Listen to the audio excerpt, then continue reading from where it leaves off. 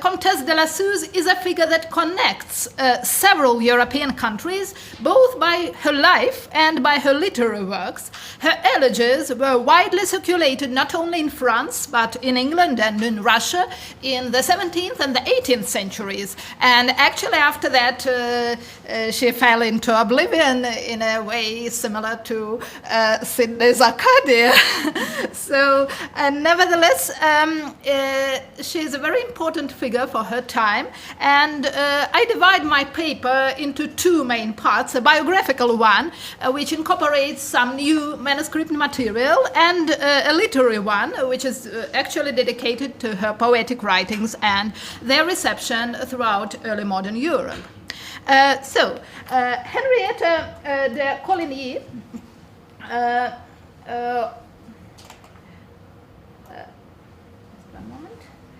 Henriette de Coligny was born in 1618 in a renowned Huguenot family. I think everybody knows the famous Admiral de Coligny, who died tragically, who was killed during the Bartholomew's night. And she was actually his great-granddaughter.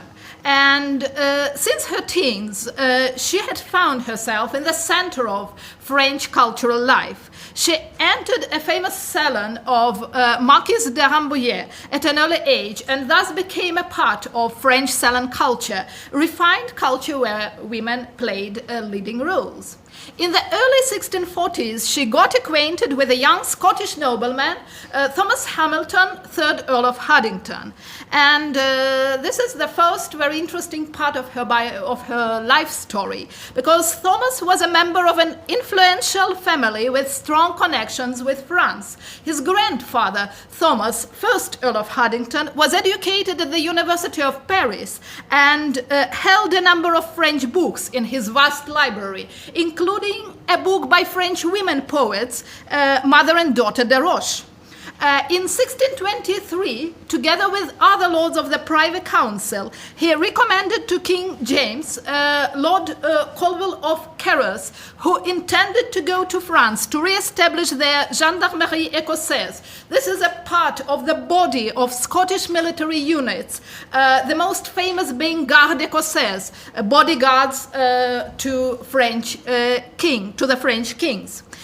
His son, Thomas, 2nd Earl of Haddington, was a Covenanter, but maintained good relationships with King Charles I as well. Later, they blamed his support of the Covenanters on the intrusion of James, Marquis of Hamilton. 2nd Earl of Haddington died tragically because of the explosion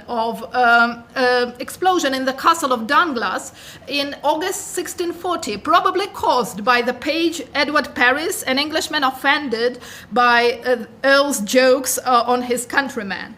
Earl's death was lamented not only by his relatives and friends, but also by professional Latin poets. For example, William Lithgow and English poets. Strangely enough, as early as in 1638, that is 2 years before this tragedy at Dunglass, there was a rumor that a Marquis of Hamilton designed to call a meeting of the chief Covenanters of all ranks to Dalkeith, and there to blow them up. If the death of Thomas, 2nd Earl of Haddington, and his relatives had been planned for 2 years, or was it just a coincidence, remains unclear. And was it a kind of a malignance, of a project to malign the name of the Marquis of Hamilton, or was it something else? Remains unclear. Nevertheless, this fact makes the story much more complicated than the offended page. Thomas Hamilton, 3rd Earl of Haddington, inherited his title while still under the age of 21. Among his curators was James, Marquis of Hamilton. They were very close relatives. And a French writer, 17th century French writer, Talleyrand de Réaux, wrote that the reason for Thomas's coming to France was his studies at the Protestant College of Châtillon-sur-Loing. The graduates of this college included renowned Protestant pastors. In Châtillon, Thomas Haddington met Henriette de Coligny and fell in love with her, despite the fact that she was 8 years older than him. Nevertheless, she was a pretty young woman, and this might be quite a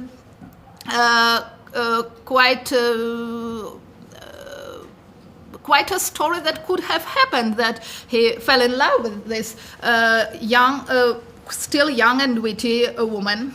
And nevertheless, that was not just a matter of love, that was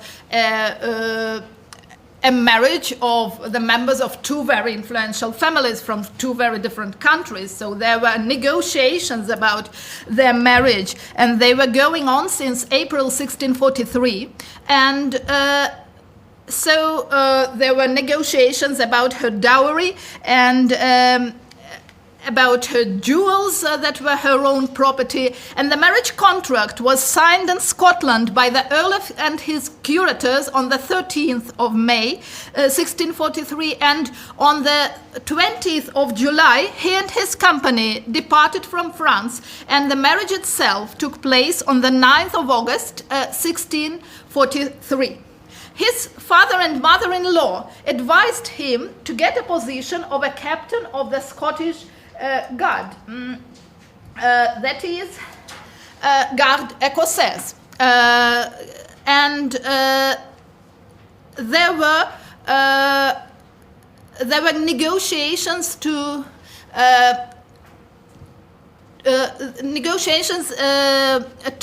get this position, but nevertheless he failed. Although why? In the 17th century, these captains were not usually Scotsmen, ironically. They were French. And nevertheless, Henrietta's father was sure it could be done through the intervention of Queen Anna of Austria.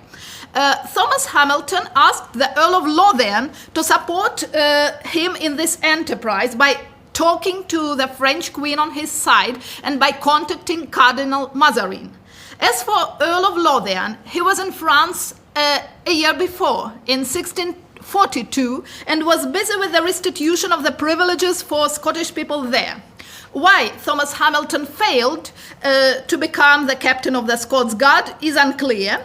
Henrietta's and Thomas Hamilton's marriage was celebrated in a Latin poem, and this nuptial poem promoted the vision of the union between France and Britain, not France and Scotland, as we could have expected, because the idea of the old alliance was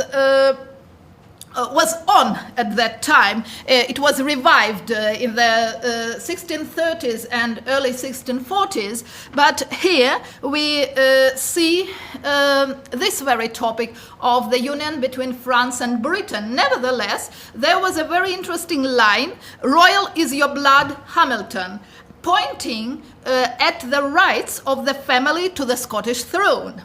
It circulated in manuscript and was preserved among Haddington's papers. In September 1643, the couple were still in Châtillon as Henriette sent a letter to Marquis of Hamilton on the 13th of September. This is actually the new material I have found since the last time I talked about it last summer. And so this letter is now available in the National Records of Scotland. For the most part, it is a polite letter to express respect towards her father's relative and curator. And the most important thing in this letter is the beginning of it. God has bound me to the Count of Haddington that I hold in much honor. So Henriette valued her marriage to Thomas. It was her choice, not the choice of her family. What is interesting about her letter is the time when it was written, this September 1643. Because it must have arrived to Scotland when Marquis of Hamilton was in great trouble. He fell out of King's favour, had to leave Scotland and came to Oxford, where a number of fantastic accusations awaited him. One of these accusations was his plan to get the throne of Scotland with the assistance of the foreign princes. And in this respect, his correspondence with the French woman Henriette de Coligny might have made things worse. So everything got seemed to get very, very tense. With this poem on the with the line "Royal is your blood," and with this letter from a French woman connected to the Queen Anne of Austria and to Cardinal Mazarin. So everything seemed to get very, very tense and complicated. So contextualization of this letter is very, very important. Otherwise, it is not that interesting. So, nevertheless, Henriette and Thomas returned to Scotland at the end of 1643, and he was very active. Despite his very young age, he worked in parliament committees, he was a colonel of a troop of horse, and so on and so on. What is interesting, that there are records that in 1644, from 1644, when they were in Tyningham, their family house, and Henriette seemed to bring with her not only Huguenots, but several Catholics too. And their commissioners from the presbytery wanted to speak to the Earl about 3 or 4 Frenchmen papists, whom he promised to send back to France. He seemed to be a more ardent supporter of Protestant faith than his father and grandfather. So this is very curious why she brought these people together with her, but taking into consideration that she converted into Catholicism about 10 years later, maybe these people did not spring out of nowhere there. Unfortunately, Thomas became ill and finally died of consumption on the 8th of February 1645, and the couple did not have any children, and the title passed to his younger brother John. Henriette obtained a pass from the English government to return to France in summer 1645. She did not lose ties with Haddington family, although their relationships were not always cloudless, because in 1658 she raised an action against her brother-in-law to make him pay her the rent from Haddington estates, and it was decided in her favor, but there were events connected with this process going on, and finally she got a single sum of £40,000 Scots, and their last letter concerning this problem dates back to 1663. And no trace of Henriette de Coligny's and the second marriage Countess de la Suze's poems connected with Scotland has been found yet, although Talman de Rior says she wrote some at that time, and the fact that Thomas's grandfather had a book by women poets in his library makes quite probable the young Earl of Haddington was not against his wife's literary work. And Comtesse de la Suze also maintained contacts with English Queen Henriette Marie, who moved to Paris in 1644.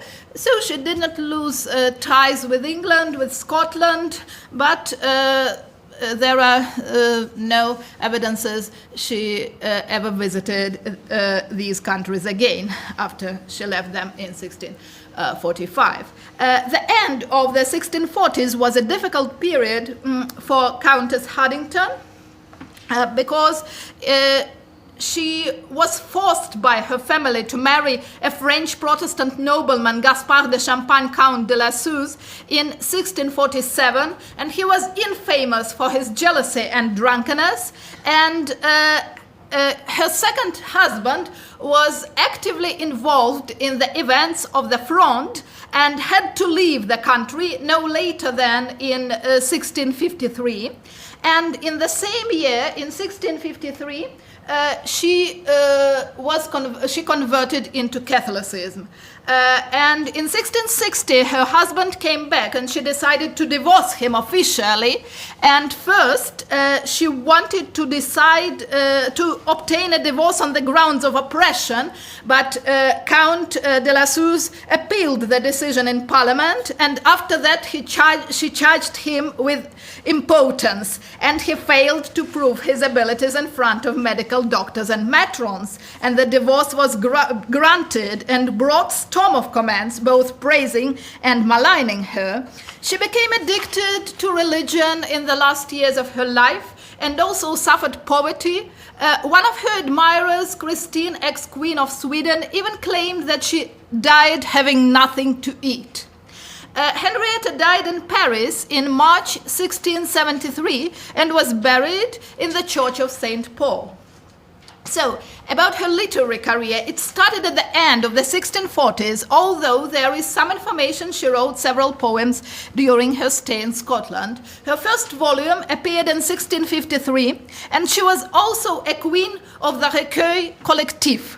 She participated in several collective poetical volumes. The genre she promoted was elegy. She gained praise for her elegies from her friend and fellow woman writer Madeleine de Scudéry, and also from Madame de Velzieux.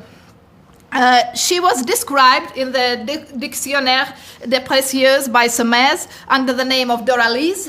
Moreover, she was also a prolific writer of songs. Such composers as Michel Lambert, as Sébastien Le Camus, Bassilly, and Dambrouille wrote music to her lyrics. Bassilly admired her and thought she surpasses all other songwriters of her time. Quote, "She found the secret to unite the words with the airs," he wrote. He called her lyrics the garments for the airs, but those garments were magnificent, rich, and precious. Henriette de la Suze's reception in 17th century England was dual as an author of elegies and as a songwriter. Actually, maybe her presence in the familial network of the Earls of Haddington might have impacted her popularity among English writers in the mid-17th century. The most intriguing reference to her writings is the one that we may find in the works by Catherine Phillips. And she was very enthusiastic about de la Suze's writings and personality. Quote, "Her thoughts are great and noble and represent to the life the vastness of her excellent soul. The author must needs be an extraordinary woman." End of quote. The elegy by de la Suze also impressed her a lot. It is indeed one of the finest poems of that nature I ever read. The language is pure and hardly to be paralleled. End of quote. Phillips received this elegy from her close friend Sir Charles Cotterell, who most probably brought it from France.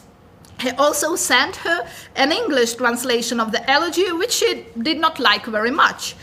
This translation is now lost, but it confirms Henriette de la Suze's popularity in mid-17th century England. And so this letter dates back to March 1661, 1662, and it may originate from Recueil Cercy, which was reprinted in 1660, 1661. The most obvious proof of Henriette de la Suze's popularity in 17th century England is her pastoral elegy, part of which was imitated by Sir Charles Scrope, and it was included as a song in George Etheridge's famous comedy The Man of Mode, 1676. And this song was very popular in Restoration England, and it circulated in manuscripts, in musical broadsides and songbooks. The name of de la Suze first appears in Russian printed sources in the next century, in 1735, when a famous poet, translator, and theorist of literature, Vasily Trediakovsky, spoke about her writings as models in the genre of elegy. 12 years later, another distinguished literary figure, Alexander Soumarokov, considered her poems exemplary for all writers of elegies and held in high esteem her ability to talk about love. In 1764, Trediakovsky included her name in his poem based on Thomas More's verses on marriage. Obviously, there couldn't be her name in the original poem, but nevertheless, it was his own verses on those were his own verses, including her name, including the name of de la Suze. And for Trediakovsky, she was one of the most important and talented women of modern times. And in 1769, de la Suze's name appeared in the journal Drone, which was published by the central figure of Russian Enlightenment, Nikolai Novikov. She was mentioned together with Sappho as a sufferer from love. And in 1772, Ivan Rudakov called de la Suze a role model for Russian poetesses. Princess Urusova, a prolific poetess at the court of Catherine the Great, spoke about Russian de la Suzes and wanted to follow their example. Novikov called Urusova Russian de la Suze. Elizabeth Heraskova, another Russian poetess, also enjoyed this compliment on Novikov's side. The name of the Countess de la Suze was not forgotten in Russia at the very end of the 18th century. Vladimir Izmailov called her famous for elegies in 1798, and Peter Makarov mentioned her in the treatise on education in the early 1800s. And in 1800, a translation of an epigram on de la Suze, comparing her to Juno and Minerva, appeared in a journal, Hypocrine. Thus, Countess de la Suze and her elegies became the reference point for early Russian women poetesses. None of them were as successful as Countess de la Suze, of course, unfortunately. But nevertheless, this is an important historical fact. So, Henriette de la Suze was popular in 17th and 18th century Europe as an exemplary author of elegies, and her biography, especially her connection to Scotland, still needs further examination, as well as her influence on European poetry of the age of the Enlightenment. Thank you very much.